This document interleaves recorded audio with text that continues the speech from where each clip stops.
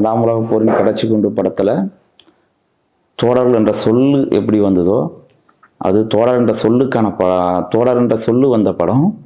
இது தோழர்களை பற்றிய படம். அதனால் தண்டகாரண்யம் எல்லாருக்கும் பிடிக்கிற ஒரு படமாக இருக்கும்.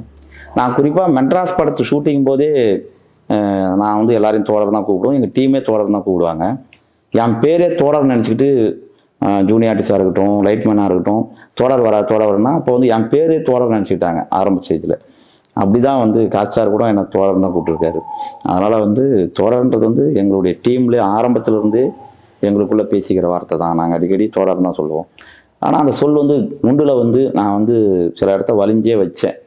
ஏன்னா நான் ஆரம்ப ஸ்டேஜில் இடதுசாரி இயக்கத்துக்குள்ளே வரும்போது அந்த தோழர்ன்ற சொல் எனக்கு ரொம்ப பிடிச்சிருந்ததுனால, நான் ஒருத்தவங்களை மதிக்கிறதுக்கு நிறைய வார்த்தைகள் இருந்தாலும் மரியாதையாக சொல்கிறதுக்கு எனக்கு தோழர்ன்ற சொல்லு தான் நான் வச்சிருக்கிற வார்த்தைகள்லேயே ரொம்ப உயர்வான ஒரு சொல்லாக நினைக்கிறேன்.